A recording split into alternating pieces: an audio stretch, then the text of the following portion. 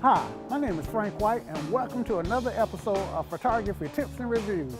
In this episode, I am going to talk about the renowned 11-24 Canon lens. Now, this EF 11-24 1.4 L lens is a beast. In fact, when I bought this lens from Canon so that I can give you an idea of what to expect if you decide to invest in this lens. Now, with that said, this lens will take some investment if you're interested in getting it. It's been called a $3,000 wide zoom, and yes, it's still close to $3,000. Now, you might ask, who is this lens for? Well, obviously, if you just started in photography, this lens may not be for you. But if you have a special need for shooting wide or have a proclivity to want to shoot wide, then this just might be the ticket. But like I said, be willing to dig deep. Okay, so before I go any further with you guys, I want to go ahead and give you the specifications because no lens review is complete without specifications. This lens has 16 elements in 11 groups. And in most of my videos, I'll repeat that is just marketing speakeasy, but it does tell me that this is a rather complex lens. The angle of view is 126 degrees to 84 degrees. So at 126 degrees, it'll almost see around corners. If I'm standing here, then 90 degrees would be straight out this way. So 126 degrees ought to be 180 degrees would be behind me, so 126 degrees ought to be, I guess, at about the 4 o'clock. So you can see just how much of the area this lens will capture. It does have automatic autofocus with manual override. You would expect that the closest that you can get, the closest that it'll grab focus is 11 inches, and it does have a real filter insert that I'll show you later. It will not accommodate a filter, so you can forget putting a ND filter or a circular polarizer or anything like that on the front lens. But as I mentioned, you can put the filter, you can drop a filter in on the back of it.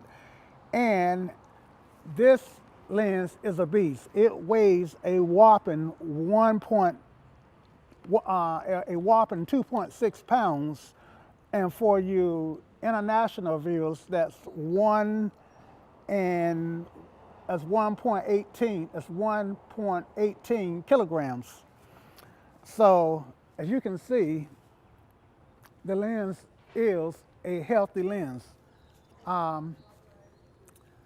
As far as weather sealing, it does have some weather sealing, I do believe. So I'm actually out in a small drizzle right now. So it looks like it's gonna start to rain. But yes, it does have the weather sealing ring on the back of it. As far as the build quality of this lens goes, it's plastic, but it's a good plastic. You know, polycarbonates these days have come a long way from the plastics of yesteryear. So what you really want to know is, how does this camera work? How well it works when you make images with it. So let's make some images. I am going to turn and put the filter cap down. Anyway, speaking of the filter cap, as you can see, the filter cap, that's a tongue twister for me.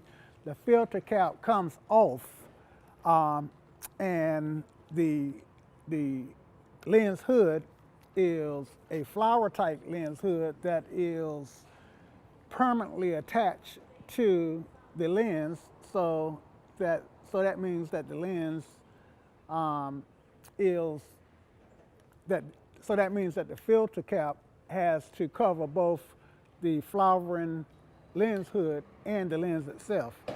The lens actually bubble out, and as far as the diameter of this, it doesn't actually give a diameter of the front because Canon know that you won't be adding filters to the front.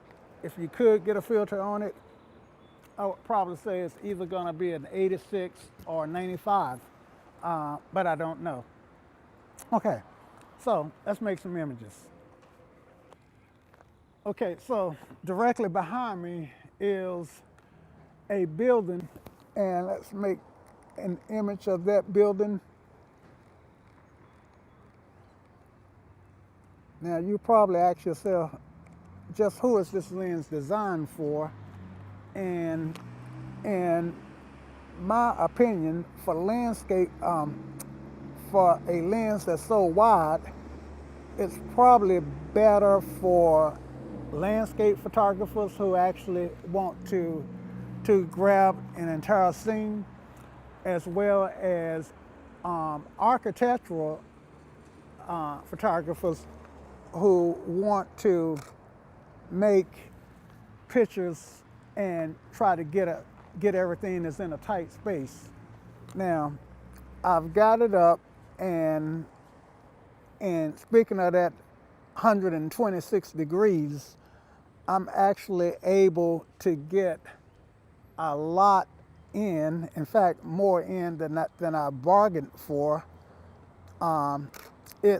The lens is actually doing a really good job of keeping my lines straight for a lens that's so wide. Now, with ultra wide lenses, then you really want to pay attention to how you hold the camera, because when I'm making pictures, if I hold the lens up, then everything looks like it's trying to fall towards the center of the frame, and if I hold it down, everything looks like it's trying to fall away from the center of the frame.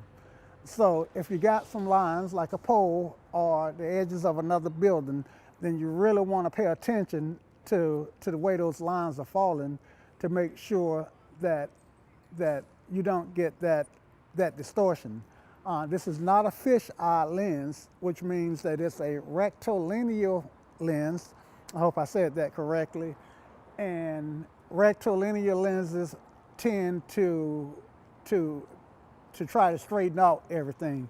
All of my lenses are rectilinear, and I have yet to add a real fisheye lens to my collection. But since I'm doing a lot of portraiture and I can actually do some creative stuff with a fisheye, then I think I will eventually add that lens to my collection. The pictures that I'm currently making are at 11 millimeters, so that means that I'm zoomed in as far as I can go. Now I want to zoom. Well, I'm zoomed out as far as I can go, but now I want to zoom in and see what this guy looked like at 24, and it really looks good at 24. My lines are straight. Everything looks tight, sharp. Got a lot of traffic in my scene, but that's okay. These are not keepers. And I actually like this lens. Now, is this lens for me? That's a good question. For $3 grand, I think not. I just don't have a need to shoot ultra wide, but if I find myself shooting landscapes where I want to get the entire scene, or if I find myself shooting architecture, then I may consider this lens or a similar lens. But quite frankly, $3,000 is pretty healthy for $3,000 is pretty healthy. It's a pretty healthy price tag for me. And in all fairness, I say $3,000, and I actually do need to make a correction because I just looked at B&H, and right now they have this lens on their website for $2,700, give or take $1. Actually, take $1. So there you have it. So even though the lens just may look the same, I just changed lens from the 11 to 24 to the 24 to 70 because I made an image earlier with the 11 to 24 at 24 millimeters. Now, since I got 24 on the 24 to 70, I want to make an image with this lens and compare it to the image that I made with the 11 to 24. So I don't remember exactly what focal point I use, so I am going to actually do both. This time I'm going to 24. I am going to make the word Durham on the sign on the side of this building my focal point, and I'm metering for the absolute middle, and that's one image, and for good measure I shoot a second one, and through the miracle of technology I changed lens and I'm back, and I'm finding the exact same focal point, the word Durham. Got my lens focused on the exact same settings, and that was 1 and 2.